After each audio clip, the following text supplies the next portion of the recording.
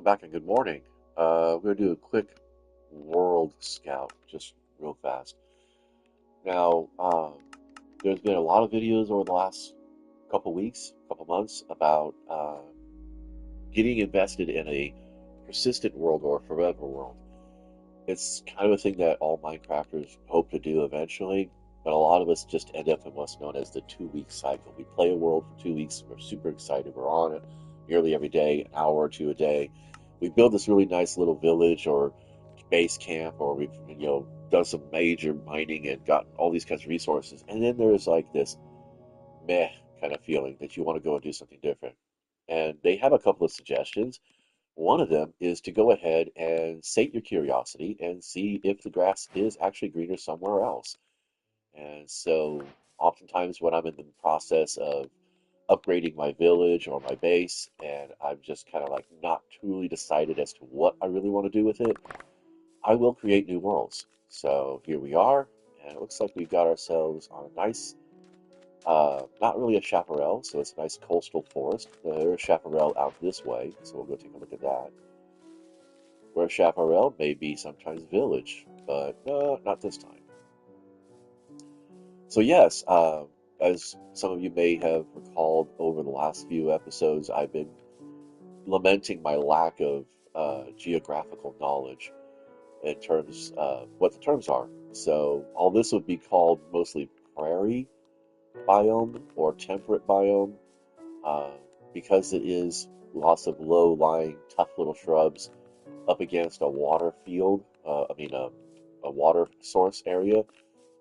It is coastline, but it is also specifically known as chaparral. They have other names for it, but this is the one that my goofy mouth can actually pronounce pretty easily without too much struggle. So we're already off map as I'm going inland, and it's actually this is a really nice build for being the spawn point. There's a lot of potential here. So I don't see any structures. We got some cold biomes heading out that way, which is kind of neat. Um, I'm gradually getting used to looking at cold biome because of the current world that I'm playing in and developing. Although I do have strong plans to move further north. I'll still be near the cold biome, but it'll be a slightly larger village and possibly a better caving experience as there's this nice massive mountain nearby. But we're going to focus on this right now. Okay, so doesn't seem like there's too much going on regionally. I'm going to go ahead and move this into creative mode. And when I do that, I'll go ahead and also uh, spotlight the scene real quick. So I try to do that.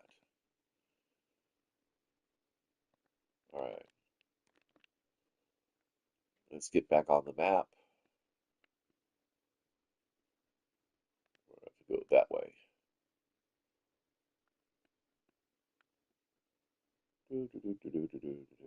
Just a little flyby. I don't think I had the volume up too loud, but I think there is music playing over this. So it looks like we got a lot of ocean. Now, our speed is consistent, but I have noticed that given the design of the Minecraft space, the higher you go, the more land you cover. Oh, cool, there's an ocean monument. There's a mushroom island. I haven't seen one of these in a long time. That could be fun. Get a mushroom, get mushroom soup. Be awesome. I remember that was a thing we did in this one group world I had with the kids. Lots of blue, just really lots of blue. That's kind of nice. Excessively plentiful kelp forest. Can you tell my excitement? Can you hear it? Can you feel it? Wow. Um, that's kind of crazy. I don't know. I don't think this might be a seed worth sharing. Yeah, you're definitely going to be playing off map unless you are, unless you really find this to be a challenge that you want to do. But I don't know. We got a couple little islands here, some atolls. I think my pronunciation of that is wrong. Yeah, definitely lots of islands. Well, that's kind of neat, though. It's water world. And then, of course, the cold biome. It seems to be a trend in the worlds that I'm generating this week. And maybe it has something to do with the general season IRL. We are in whiplash weather here in my city, and it has become a bit of a nuisance, both for body and for home. Here we go. So we have a cold biome Taiga village. It looks pretty nice. I like this structure. It's kind of what I'm doing with the village hut on my main world. And yeah, okay. Um, Pretty decent. This would probably be a nice little village to work in if you are stuck in a really place in the place you live and you want to go ahead and give yourself the illusion of something cold. I don't know. When I look at a cold scene, I feel cold. When I look at a warm scene, I feel warm. I think that's why I tend towards the temperate regions more than anything else, because staring at this is a whole lot better psychologically for me than, the isolation of the desert or the Arctic. All right, well, that's going to do it. Let's go ahead and save and quit, and then I'll go ahead and open up the advanced menu. You guys can see the seed if you want to go ahead and try to explore this one. There's your number. It's negative 4657-5413-6355-4658-744.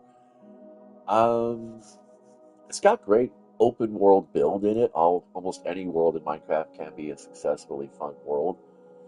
Just depends on how much effort you want to do, and I am admittedly a lazy gamer, which is why I prefer video games most times for my downtime activity as opposed to like dragging out Gloomhaven or setting up Hero Quest or just pulling out the dice and the Iron Sworn, because that does take effort sometimes, more than I want to put in.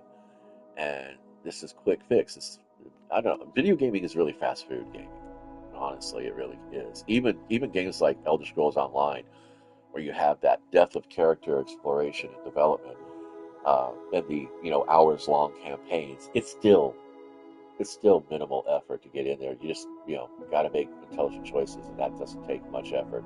Surprisingly, you would think that you might say that, well, it takes a lot of effort to make intelligent choices, but I'm not going to get political. You'll know where I'm leading with this. Until next time, be nice and play well.